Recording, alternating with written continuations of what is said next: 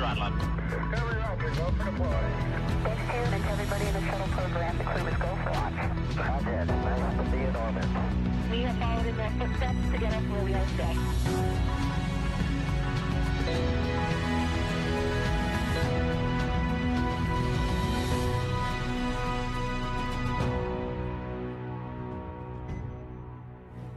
Good afternoon and welcome to NASA's Johnson Space Center for our Crew 9 news conference today. We are joined today here in person with our Crew 9 astronauts Nick Hague, Suni Williams, and Butch Wilmore. We'll be taking questions from here in the room and on our phone bridge, but before we do that, we'll kick it off with some opening remarks from our crew. Nick, go ahead. Thanks, Courtney.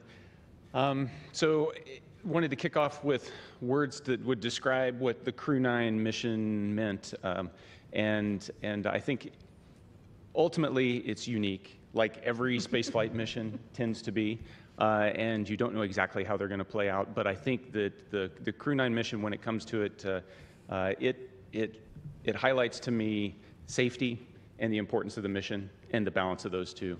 As you all know, back in the early fall, NASA was balancing the safe return of Suni and Butch with the need to continue the mission that's been going on board the space station for 2.5 decades up there, performing research for the benefit of humanity.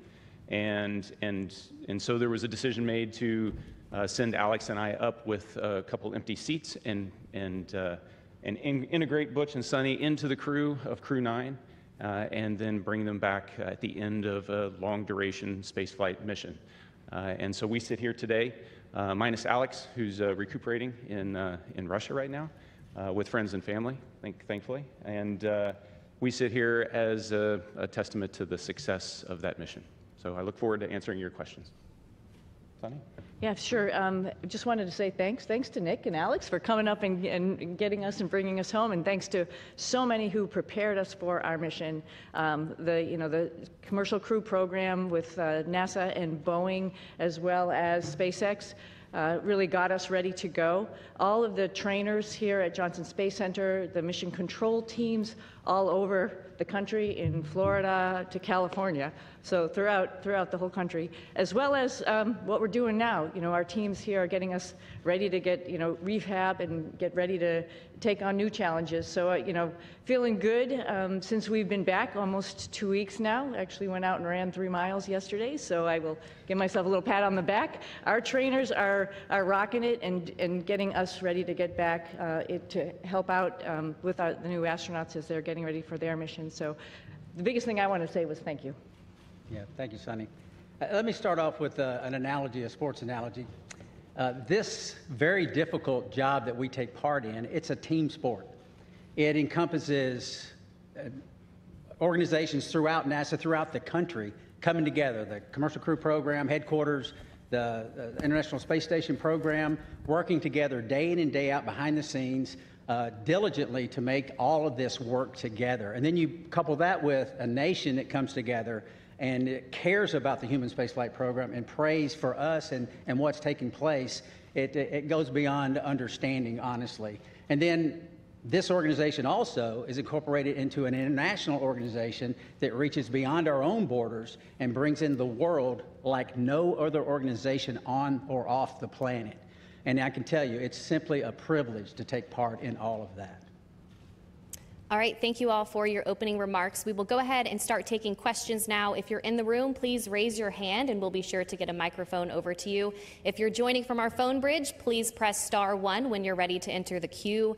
And due to the high volume of questions today that we are receiving, we ask that media start with 1 question, and if we have time for a second round, we'll come back around to you. We'll start here in the first row with any questions. Mark, go ahead. Mark Strassman, CBS News. Welcome back, everyone. Good to talk to all of you again. We're meeting in this auditorium for a reason. There are roughly 60 news outlets represented here, another 120 or so on the phone. Butch and Suni, have you been surprised by the continuing and intense interest in your space saga? I would have to say yes, absolutely. You know, it's interesting. We go and launch. We knew it was a little bit unique, obviously, first time flying on a new spacecraft. So yeah, that was interesting. But you know, then life goes on up there. And I mentioned yesterday, you know, we pivoted and we are International Space Station crew members, and we're doing what all of our other friends in the astronaut office do, is go and work and train and do amazing science experiments up on the International Space Station. So, you know, I think you sort of get maybe a little bit tunnel visioned in what your job is. So, it's, you know, do your job type of thing, right? And so you're not really aware of what else is going on down here. I hate to say that, you know, maybe the world doesn't revolve around us, but we revolve around the world, like something like that. But, you know, I think we were just really focused on what we were doing and trying to be part of the team and making sure we pulled our weight for the team. Of course, we heard some things, and I'll let, you know, obviously hand this off to Butch, heard some stuff from our friends and family that people were interested and wondering what was going on and concerned about our health and all that kind of stuff while we were up there. But, I mean, we were just part of the team doing the job, filling in wherever we could, and then knowing that there's rotational flights and we will be coming home eventually on a rotational flight. So no, I don't think we were aware to the degree. Pretty honored and humbled by the fact of when we came home, like, wow, there are a lot of people who are interested, very thankful, very amazed that we could hopefully be one positive element to bring people together. Yeah, I don't know that there's much I could add to that. Just thankful for a nation that cares, a nation that prays, and a nation that is involved in the processes that are important to all of us. Okay, we'll take our next question here in the room. Tom, go ahead. Hi, Tom Costello with NBC News. Again, welcome back. Nice to see you all. Everybody's been thinking about you and worried about you. And I'm wondering, once you got your feet back on terra firma, what's the first thing both of you wanted to do, and were there any foods you were craving after 9+ months? Go ahead, Sunita. Oh yeah, I wanted to hug my husband and hug my dogs. And I'll say that in that order. But maybe not. No, I'm just joking. But of course, food, you know, something that's just like for home for me, like something that is very, you know, reminds you of home. And my father was a vegetarian, so I had a good grilled cheese sandwich when I got home. So that reminded me of him. Yeah, certainly embracing the family again, but also the opportunity, and I've already said it a couple of times, is just to say thank you to a nation that got involved in all of this. It makes it special, not just for us, but for all, I think, our nation as a whole. So thank you. All right, we'll take our next question right here in the front row. Thank you. My question's for Suni. When you first got off the plane in Houston, we saw you hug Zena Cardman, and there was a nice exchange. If you could describe what happened and your gratitude towards the crew members who stepped aside so that you'd have seats coming back. Yeah, it's a great observation, so thank you very much. Zena's awesome, Stephanie Wilson, awesome. You know, when this whole thing was unraveling, like my heart went out, because it's just sort of like, wow, you're waiting for your space flight, specifically Zena as her first flight. Like, wow, you know, it's a little bit rough to know that you're going to be moved to a different flight. But at the same time, you know, she is an awesome person, an awesome astronaut. She's going to get the opportunity. And, you know, this just wasn't the right flight for her to be on at that moment in time. And so I just gave her a big, huge hug. I told her that I used her Crew 9 shirt when we were up there for a photo op, but I packed it back up real nicely and put it in her stuff. And, you know, little joking aside, I just wanted to really tell her thank you for taking one for the team. And that's what our office is about. But she needed to have that acknowledgement.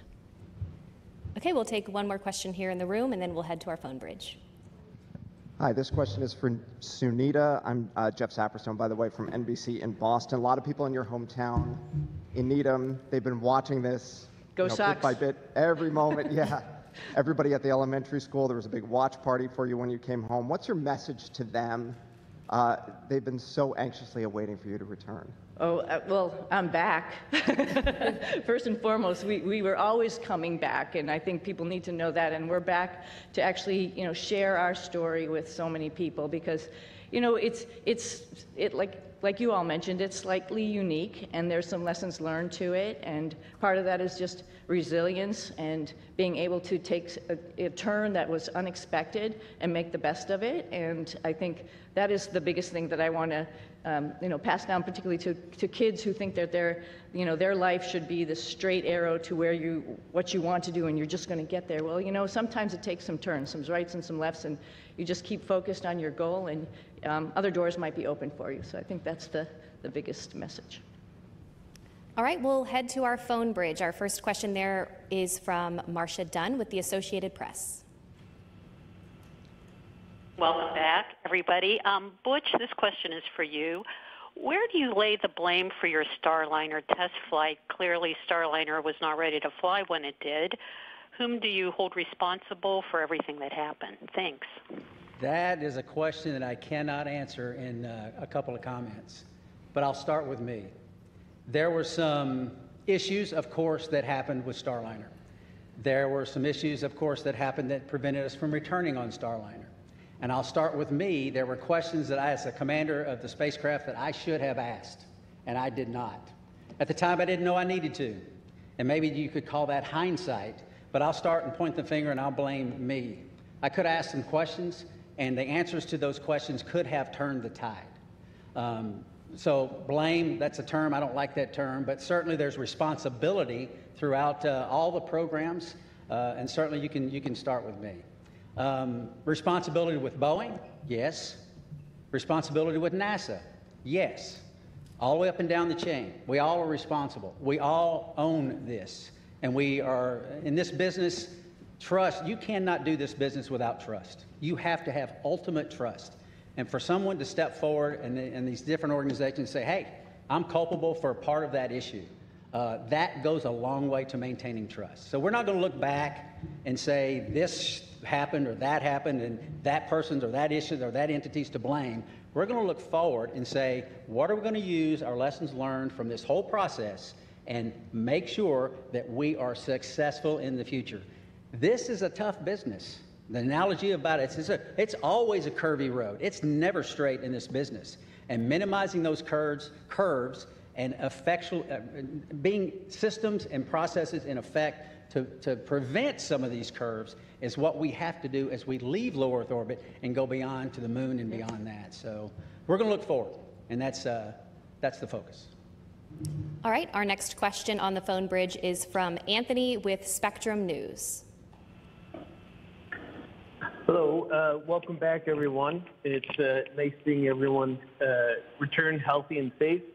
I have a question for both you, Suni, and Butch. Given the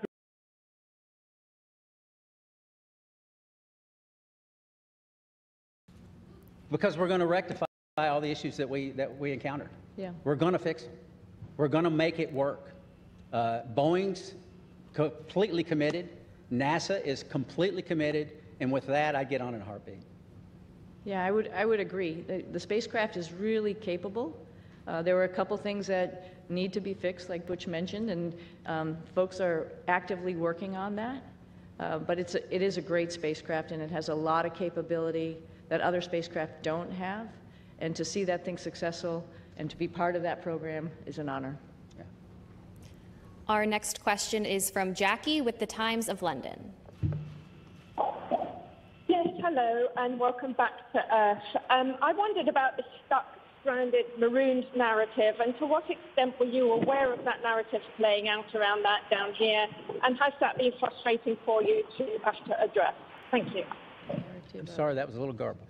The stuck maroons Oh, stuck maroon. Oh, the stuck maroon narrative. We heard about that. Yeah, we heard about that. Somebody mentioned that. We've said this before. We had a plan, right? The plan went way off for what we had planned, but because we're in human spaceflight, we prepare for any number of contingencies because this is a curvy road. You never know where it's going to go. We prepare for this. So we, as Suni used the term, and it's a great term, we pivoted to all that training we did that we didn't think we needed to do, and a lot of people didn't think we needed to do, but we did it anyway, as we pivoted to this other preparation, and that is what makes human spaceflight, your human spaceflight program, special. It is hard, like I said, and preparing for any number of contingencies is what we do.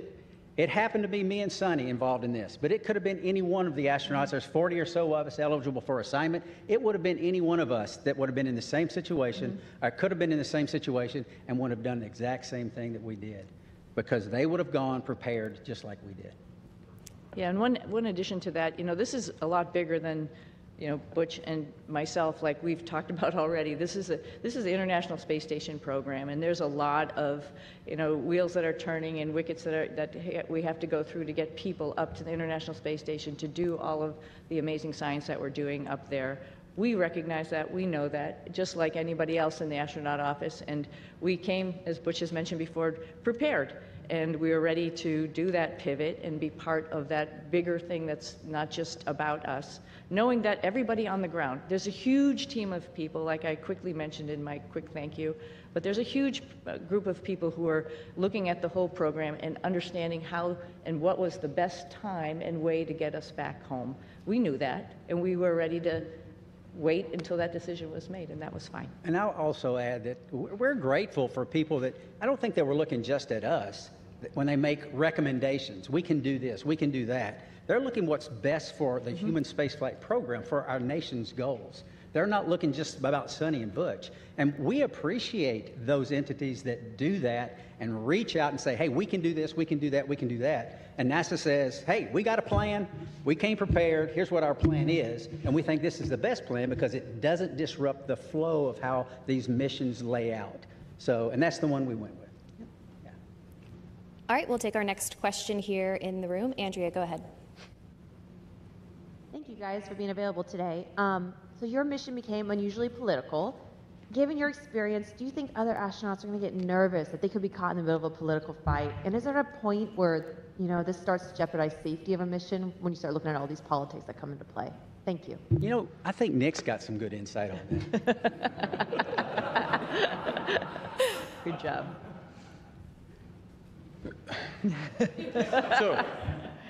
So the way I'd like to answer that is that when we're up there operating in space, you don't feel the politics, you don't feel any of that. It's focused strictly on mission. And if I step back a little bit to the question before, Butch and Suni talk up here, they make it sound like, everybody figured out what they could do with us. The reality is they are highly skilled, very technically competent, and it took everything I had on every day to keep up with them as they're moving along. So they were more than just gap fillers on the station. They were productive, pushing the station mission forward. And Suni was the station commander, so she was calling the shots. So you get in that environment, that operational environment, the politics, they don't make it up there. We are working as a part of an international team that spans the globe and works with half a dozen mission control centers spread around the globe that are talking in multiple languages, and we just figure out how to make it happen. And that's the magic of human spaceflight, is that we can focus on something so positive that pulls people together, and we've been doing that for a long time. Yeah. All right, we'll take our next question here in the room. Hi, I'm Jaywan with KPRC, the NBC affiliate in Houston. This question is for Butch. I actually stopped by your church right before I came here, and I heard that you were still attending your church services from space. Right. Can you tell me a bit about why that was important for you to do? Well, goodness, the Word of God continually infilling me. I need it. My pastors are the finest pastors on or off, in this case, the planet. And to tie in and to worship with my church family was vital. I mean, it's part of what makes me go. And not only that, I also tied into Grace Baptist Church in Mount Juliet, Tennessee. A buddy of mine is an elder there and a pastor there, and I would watch their service as well every single week. And it was invigorating. It was part of what I need as a believer in Jesus Christ, to continue that focus. It assists me day in and day out, because I need that fellowship, even though it's fellowship from afar. And it's not like being fellowship up close, but still I need it. So yeah, thank you for that. Okay, we'll head back to our phone bridge. Next up is Ryan with NASAspaceflight.com. Hi, thank you. For the whole crew, of course, this narrative that's being pushed out has made your mission probably the most popular NASA mission to the general public for as long as I can remember, probably since the retirement of the shuttle. But for the whole crew, do you think this extra attention has been a net positive or a net negative for the agency's sort of popularity and the spaceflight industry as a whole? Thank you. I'll start with this one. Yeah. You know, it's, again, an honor that actually people were paying attention. And I'm very thankful that people are paying attention. And, you know, sometimes good news, bad news, it's just news, and it's good for space exploration, and that's what we're all about. You know, our mission, of course, building and working on the International Space Station was just awesome, and we all had the opportunity to do that. But we also have bigger goals of exploring our solar system, going back to the moon, going on to Mars. And to get people understanding that it is hard, it is difficult, and what we do up there is really awesome. And I think at least that we had a little bit of that came with the interest in this mission. And if we can perpetuate that and tell people a little bit more and have the opportunity, the forum to do that, I'm very thankful for that. All right, our next question is from Nicole with the Canadian Broadcasting Corporation. Hi there. Could you perhaps talk about how difficult it was being away from your friends and family, particularly since you hadn't prepared for that?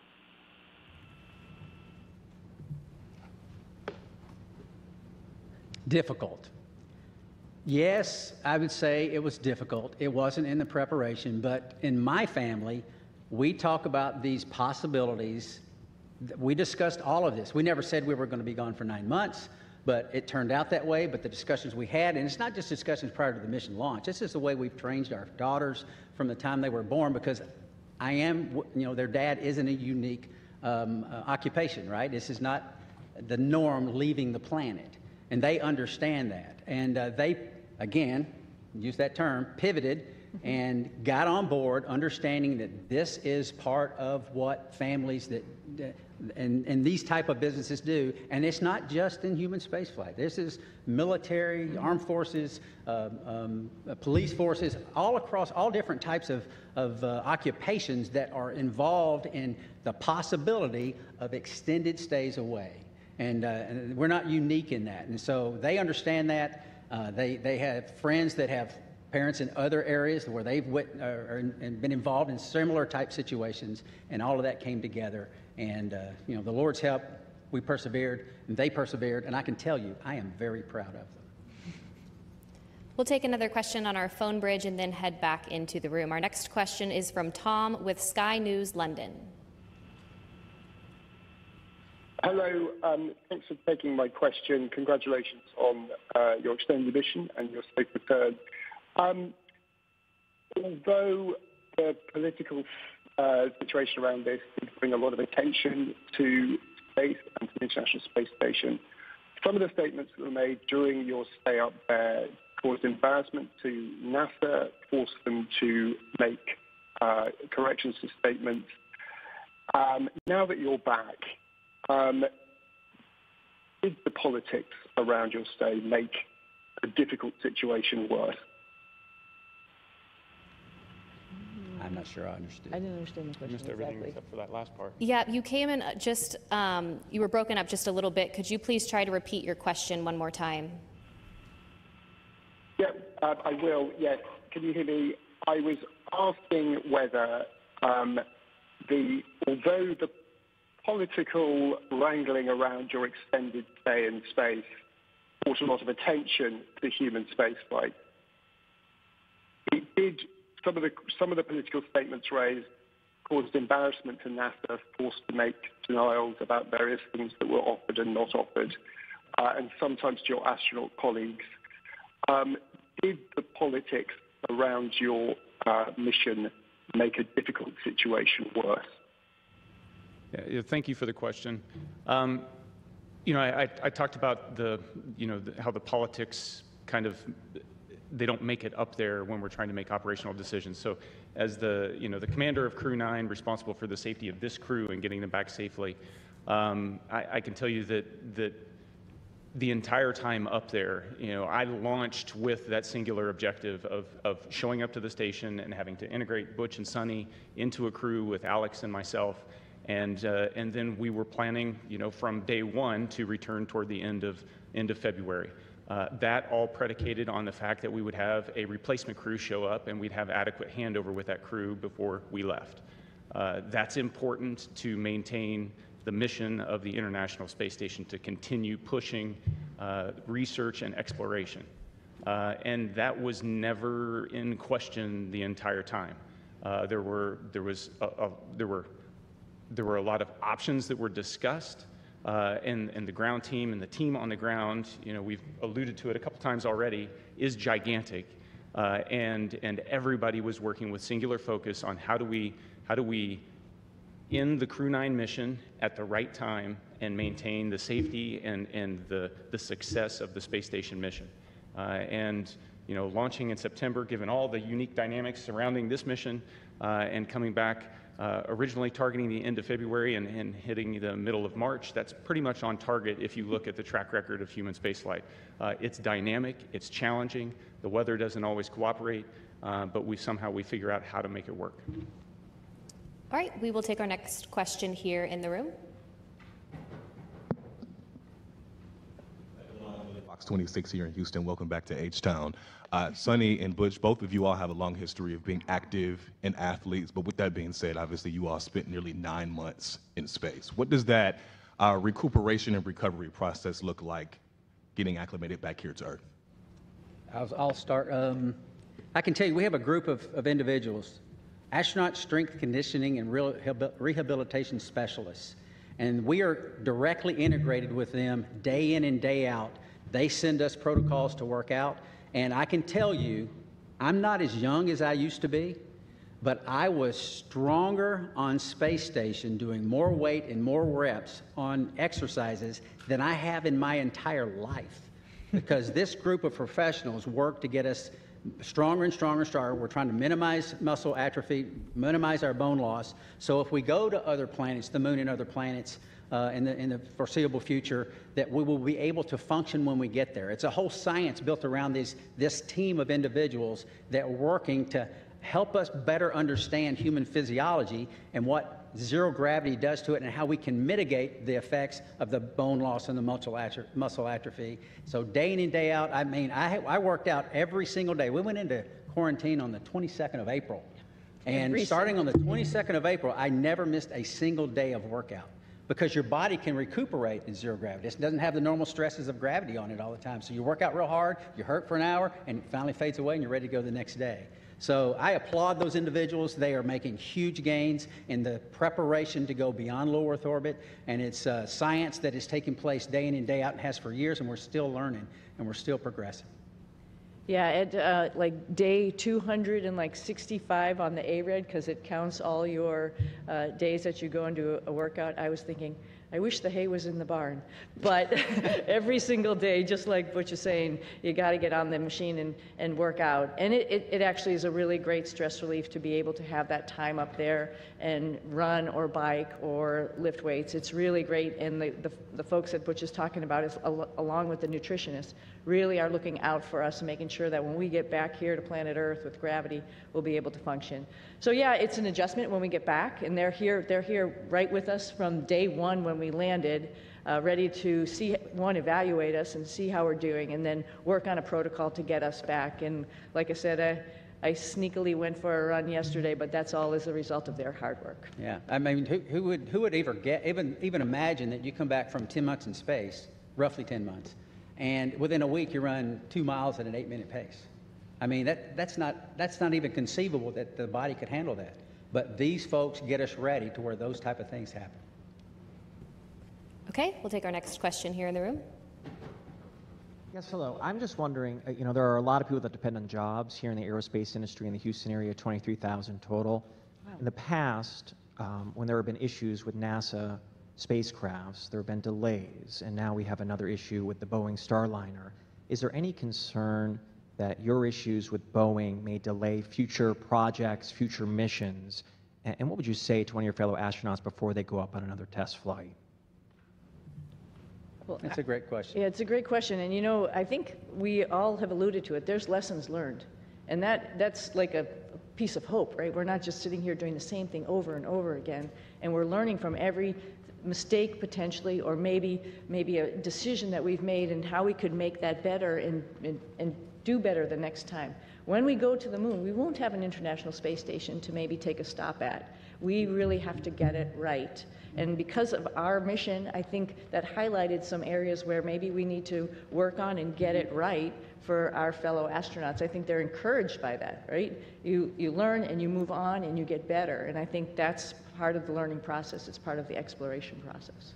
I mean, we are scheduled on Wednesday to meet with Boeing leadership, the program managers, senior chief engineers, to discuss some of these issues. They want to come together with us, Sunny and myself, because we lived through this with them, and get on board with what the future looks like. And having flight crew with background in test and acquisition involved in the processes going forward to make sure that we're dotting every I and crossing every T. But still, that doesn't mean that you're guaranteed success in anything. Like we've said many times, this is a tough business.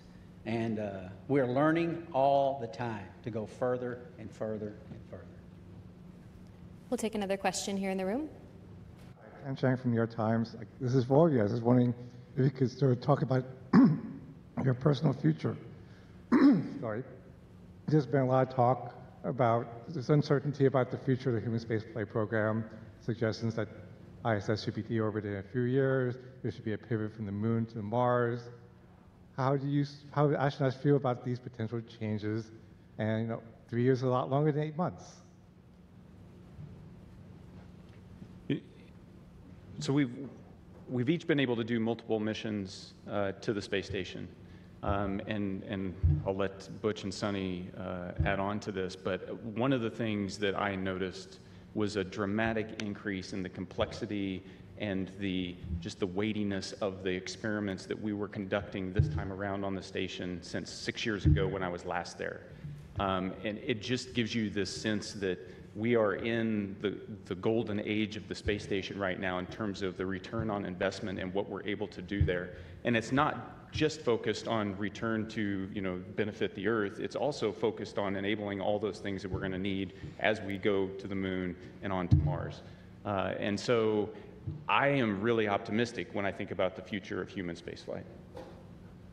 Yeah, I would add on to, you know, it was over a decade since I've been up there last, and I was pretty excited about what was going on. There was a lot going on when we first got there. It was an honor to be working with Crew 8 and seeing all that they were doing and just trying to help them with their stuff, and then, you know, being, you know, moving up to the prime spots for Crew 9 and Expedition 72 as we took on a lot of experiments ourselves as well as spacewalks. And what the space station is doing to help us in exploration is really encouraging, and it's exciting.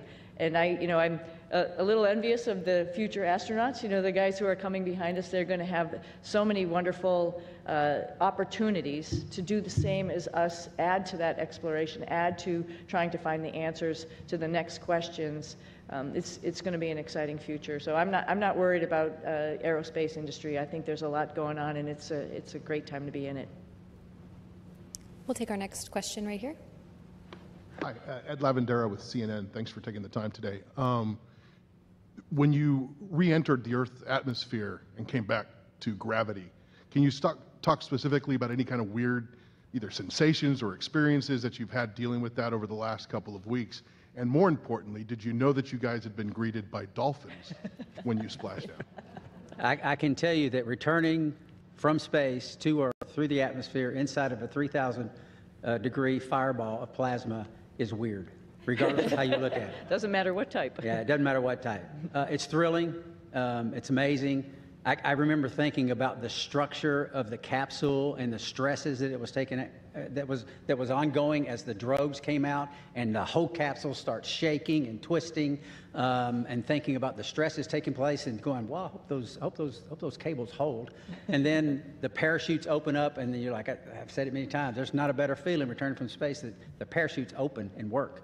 And I didn't have the view in front of me, and thankfully Nick did. He had a view of the camera going out right off the top, and he said, 3 parachutes, I had 4 good parachutes, and I tell you what, it's a great feeling. It was a great feeling. And it's exhilarating because this, again, I can't help because it's within me. This is our national focus, national goals. We don't do this because NASA decides to do this or this or this. This is Congress and everything coming together to affect a human spaceflight program with a purpose.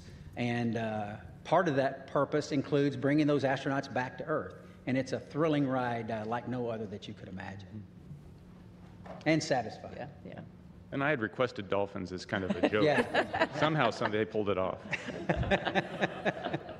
Yeah, I just hats off, like Butch said, to Nick for, he was just commentating the whole way down. So there was obviously, we had trained this and gone over it while we were up on the space station and reviewed, but just to hear everything as it was ticking along, it's just really awesome to, like, you can envision it. You had a display, I think there's a camera that goes up, right, to see it. And Butch and I both had a window on either side where we were, and I was watching through the window as much as I could, but then all of a sudden, you know, with the heating, it glazes over, and then you can't see outside. A funny thing that happened, though, after you can't see, you can still sort of see through it. We knew it was daylight, and we knew the folks were coming out to rig the spacecraft, and I see a little tennis shoe sort of going in front of the window, so I'm like, okay, our friends are here getting us ready to get back on the boat, and that was pretty special, too. I didn't see a fin, though. I wish I had saw a fin. Okay, we'll head to our phone bridge. Our next question from Margaret Smith.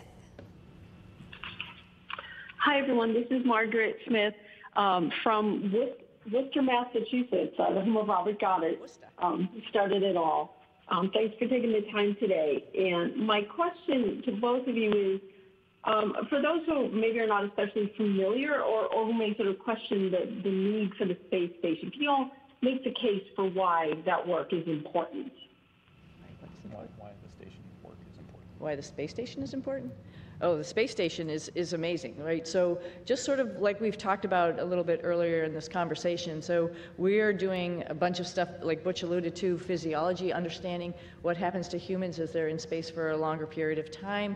That brings in lots of science experiments in chemistry, in biology. Some of that stuff all comes back to Earth because we're doing some amazing stuff in the microgravity environment. Some of it is mirrored, for example, in our own human bodies. And so there's a lot of stuff that's happening for us, for exploration, for the humans, as well as for Earth. And then, as Nick alluded to, there's all sorts of systems and other things that we're testing up there to help us take those next steps to go back to the moon and onto Mars, figuring out all these exploration systems, including docking vehicles, like different types of spacecraft that we have up there, other types of commercial spacecraft that are coming up for resupply.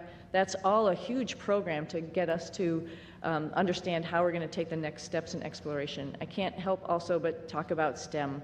I mean, all of this is STEM, right? Science, technology, engineering, and math, and I'm hoping the work that we've done up there also encourages the next generation of kids to understand that how important that is and how they can become involved. We did lots of experiments up there with kids and universities and companies, trying out new guidance, navigation, control algorithms and robots that were flying inside the space station, competitions, for example, for them.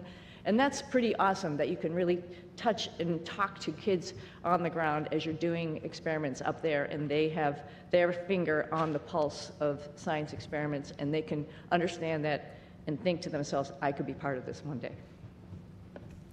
Our next question on the phone bridge is from Neil with ITV News. Congratulations on a great job, everyone.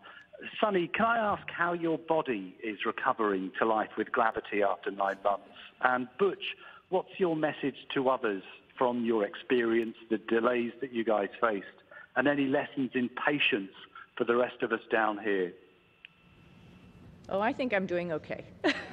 I was just joking around and showing off a little bit, but no, seriously, we talked a little bit about our group, the Astronaut Strength Reconditioning folks that are getting us back in shape, and every day feeling better and better. It's pretty much a miracle to see how your human body can adapt. I mean, the first day we got back, when all of us came down the ladder and greeted everybody, it was we were all a little bit wobbly at that time, and it's amazing within 24 hours how the neurovestibular system kicks in, your brain understands what's going on. And then the agility and the weightlifting that occurs in the next week, that makes you feel good enough to actually, like I mentioned, go out, run, actually lift weights, get in there, do squats and deadlifts and stuff already, that's pretty incredible. So I knew it was going to happen. We all knew it. We've all flown before. We all knew that there's just this little bit of a hump to get over, and then you can get back on it. Hope to do a couple of races in the springtime. Yeah, I think the clear message is that, like I said when I started, it takes a team.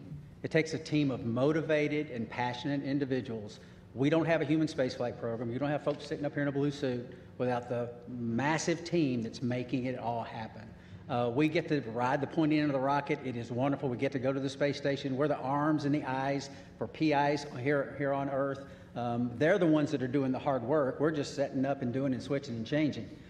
So it takes a team, and I would say any part of this team is a great and wonderful place to be, and because we're proud of all of them, because we don't have it without them. Our next question is from Marcia Smith with Space Policy Online. Thanks so much for taking my question. Butch, you mentioned that you were going to be meeting with the Boeing leadership to talk about Starliner, and I'm wondering, are you surprised that after all these months, I mean, it's been almost, 7 months since Starliner landed, that they still haven't resolved all these problems? And will you and Sunny be assigned to work with them over these next many months getting Starliner ready? Okay, so a couple of questions there. Am I surprised? I'm not surprised. I mean, this, like we've said it several times again, human spaceflight is hard. It's not that no work has been done to this point. There's a great deal of work being done. But we have insight that not many other people have. We worked this program for 6 years before we launched. We talk to everyone up and down in the chain of command, and we have insight that other people don't have. And we want to share that as much as possible. We tried to share it from orbit, but that's hard, right? We're not face-to-face is how you communicate. It's very difficult to communicate when you can't even see the other person that you're talking to. So we've had some conversations, but now it's time to get serious and get together and talk about some of these issues and some of these things and get us, and not get us, we're already tracking on the right path, but maybe a little tweaking here and there because of some insight that we'll be able to give them. That's the purpose of that meeting. And they're eager to do it, as are we. We'll take our next question here in the room. Jacob Rascone, KHOU 11. I wonder what you would say about the life lesson I think we can all relate to. We've all made plans, we've all been excited about those plans, and we've all watched those plans kind of fall apart. What would you say about what allows you to meet the moment with courage, with serenity, or maybe you didn't, internally. But what would you say about that life lesson I think we can all relate to? Well, I'll start, and I'm sure you want to add, both of you, because I think every flight is a little bit different than what you go in planning it to be. It doesn't matter if it was this one or many other flights or many things in life, just like you alluded to, right? I think the go-to thought there is, what is the opportunity in front of me? Like, it's not a missed opportunity, it's actually another opportunity that I didn't really think about, and wow, that opens a lot of, like I mentioned earlier, a lot of doors or a lot of things to learn. I think it's great. I think that's the opportunity, that's the point, I think, of the whole thing, is like, when something doesn't go your way, you just have to take the blinders off and look around you and see what other really great things are waiting for you. And then just take advantage of that. Learn as much as you can while you're wherever you are, whatever your situation is, and move on from there, and then share that lesson. Well, I sort of had a similar question on orbit, and I think my answer would be similar. Life is our life, all of our lives are bound up in many things. For me, and it's faith in my Lord and Savior, Jesus Christ. He is the end-all, be-all. He forgives us. He teaches us when His Word says about being content in all situations, because He's working out His plan and His purposes for His glory and our good. And I believe that because the Bible says that. And that's the message that I lived. We lived it. My family lived it. We taught them these things throughout their lives. And that's contentment. It doesn't mean always happy. It doesn't mean there's no pain. But content and knowing that God's in control, sovereign God's in control, working out His plan and His purpose. And you might say, well, goodness, that wasn't a very good thing. God did that. Well, He's working out his plan and his purpose. I mean, who's lived a life without pain? I mean, no one. That's the nature of existence. Who's lived a life without sorrow? Who's lived a life without challenges? It grows us, we learn from it, and that's the focus that I try to take from it. What's the Lord trying to show me? And what's he teaching me? Because there's so much to learn in life, and there's so much to learn from this evolution. And I think I know my daughters are better off for it, and I'm grateful for that, and I think we are as well. If there's any additional questions here in the room, please be sure to raise your hand and we'll get a microphone over to you. In the meantime, we'll head over to the phone bridge to Josh with space.com.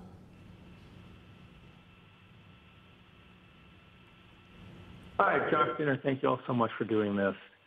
This question's for all three of you. What were the most out of this world and your favorite experiments or tech demos you got to be a part of on this mission? And for Williams and Wilmore specifically, did the extension of your mission create any new opportunities for experiments or research that was not originally planned for the expedition? You start. Sure.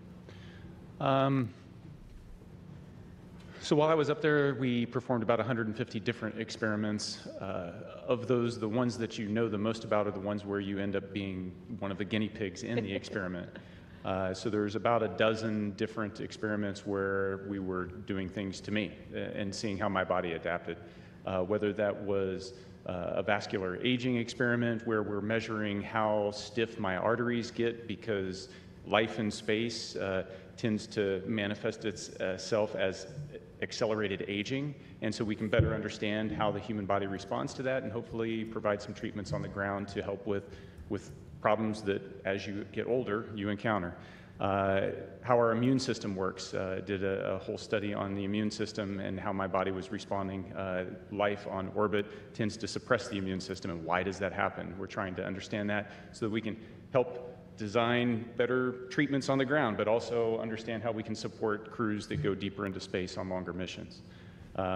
Probably one of the most shocking experiments. Butch and Suni got to watch me wire myself up to muscle stimulation pads and shock myself and trying to figure out how do we keep our muscles strong when we don't have access to all the equipment we have on the International Space Station, because as we go to the moon and on to Mars, that's a lot of extra mass, and if we can do it with smaller equipment, maybe that works.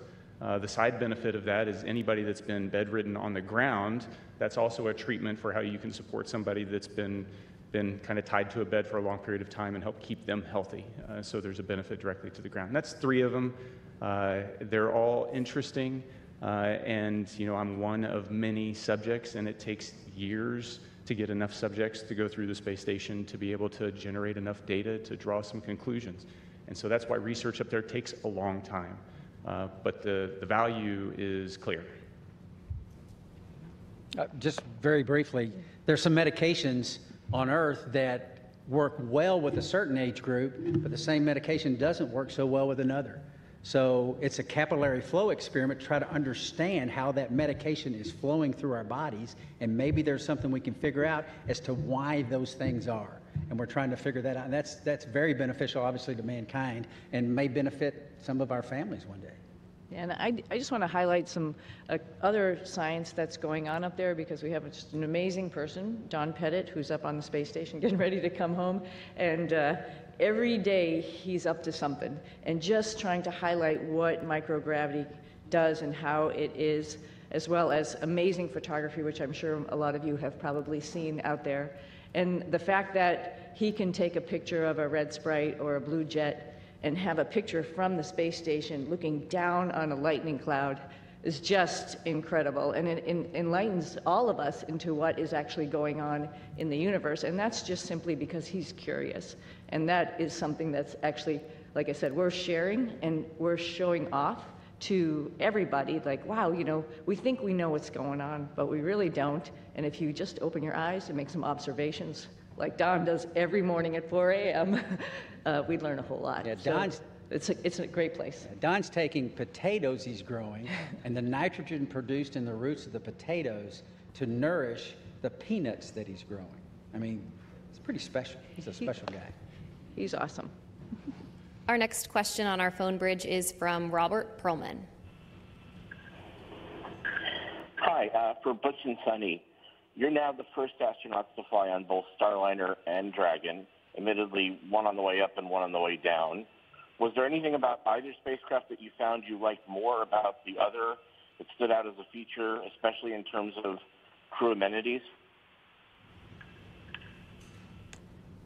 More Velcro on SpaceX, on Dragon.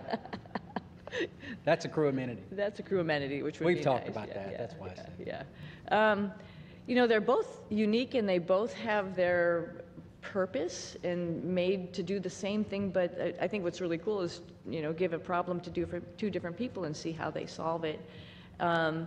Starliner is a really awesome spacecraft, like Butch had mentioned, with the integration of manual control as well as automation, as well as its vision systems. Dragon is a very comfortable spacecraft that tells you what it's doing, which is very nice versus having to interpret displays as we have done throughout the space programs with, you know, former programs, including shuttle. So they're both different, they're both unique, they both have their place in history. Very honored to have had that opportunity to see both of them up close and personal and ride them both. I don't know if I have a preference, honestly. They're both great for different reasons. Our next question on the phone bridge is from David Curley. Thank you very much. Butch, you mentioned lessons learned. Sunny, you mentioned earlier about the ability of the Starliner. When you meet with Boeing, what is the overarching message you'll deliver to the company? We don't have enough time to go into all that. If you understand the spacecraft that we have now, we have Dragon, we have Orion, and we have Starliner. In my opinion, Starliner has the most capability when you think about its ability to maneuver automatically, you think about its ability to maneuver manually in all phases of flight, and then we have a mode, if those modes have failure modes, we have a backup mode where we can go directly from controllers to the reaction control system jets and maneuver the spacecraft. There's no spacecraft that has all of this capability. I mean, I jokingly said a couple of times before we launched that I could literally do a barrel roll over the top of the space station. I would never do that, but you can in this spacecraft. It is very, very capable. If we can figure out a couple of very important primary issues with the thrusters and the helium system, Starliner is ready to go. We have to do some tests, we have to do some integrated tests, we have to bring it all together in a process of qualification that is not going to happen overnight, but it has to take place. And Starliner will be right in line with the number of missions that Dragon and affect what it is designed to do. And that's ferry crews to and from the International Space Station and cargo. And I think that very quickly we can get on that track, and that's part of the discussions that we'll have. Mm-hmm. Our next question is from Carolyn with Fortune Magazine. Hello, thank you, and welcome home. Can you share maybe any special times or conversations you've had just with family or friends since you've been home? Conversations you've had with family and friends since you've been home? Since we've been home. Well, for me, it's making plans. My family had been making plans while I was gone because we thought we were only going to be gone for about, a week and a half, 2 weeks or something. And so there was definitely plans throughout the summer. There's plans throughout the fall. Personally, we have a house up in New England, and my husband's been talking about when we're going to get up there and do a lot of fun stuff up there. And I think that's probably appropriate when it gets hot and humid here in the summer, right? Take a little reprieve up there. So those are mostly the conversations about just like, what's next? What's next on the list? What else do you want to do? Where else in the world would you like to go see? Because when you come back from space, it's really hard to sit where you just are because there were so many amazing places that you saw, like Patagonia, for example. For me, it's like there's a bigger bucket list than I had when I left, which is unfortunate for my family, but we're all going to, or fortunate for my family, we're all going to be taking some trips. So I think that's mostly the conversations about just being home and enjoying each other's company and going seeing new things. Yeah, I think when you've had this period of recuperation and getting back in the swing of life on Earth. It's pretty close as far as the people that you interact with, your family, folks at church. So I think my message, at least in the short term here, has been thank you for the support of us. Thank you for the support of my family. But then it goes beyond that to my home state of Tennessee. There's an immense amount of support by my family there and friends there, and the whole state, as a matter of fact. Tennessee's a wonderful state. Put in my pitch for Tennessee. But getting up there eventually and relaying the same thank you to them and to, like I said, to a nation that cares and a nation that prayed. And this opportunity right now to say thank you to our nation, our wonderful nation. Our next question on the phone bridge comes from Utarish. Go ahead. Welcome, everyone. My question to Suni is that Indian Space Research Organization, ISRO chief, has said that India wishes to utilize your expertise in space exploration. So is there any scope of hope that we can see you working or collaborating with ISRO, that is Indian Space Research Organization, in future? And second part of this question is, while being in ISS and seeing India from space, is there any moment you would like to share? How does India look from space, Tony? Opportunity, the second.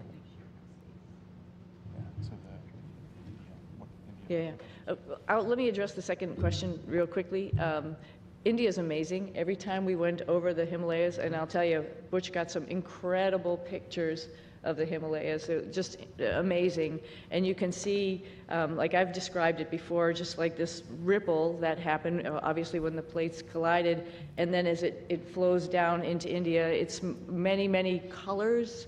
I think when you come from the east going into like Gujarat and Mumbai, the fishing fleet that's off the coast there gives you a little bit of a beacon that here we come. And then all throughout India, I think the impression I had was it was just like this network of lights from the bigger cities going down through the smaller cities. Just incredible to look at night as well as during the day, highlighted, of course, by the Himalayas, which was just incredible as a forefront going down into India. I hope, and I think for sure, I'm going to be going back to my father's home country and visiting with people and getting excited about the first, or not the first, but the Indian astronauts who's going up on the Axiom mission coming up.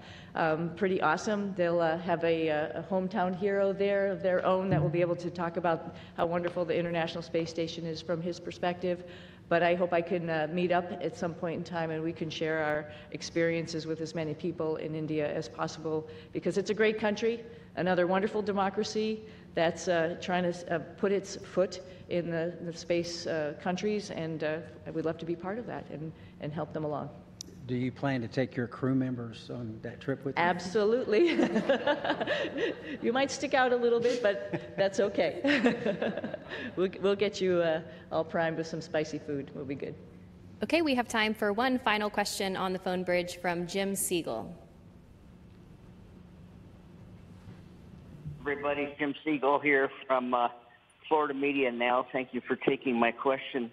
Butch and Suni, you missed a couple of holidays while you were back up at the International Space Station, Christmas and Thanksgiving. I wondered whether you have done or are planning to do anything special with your family and friends for those holidays.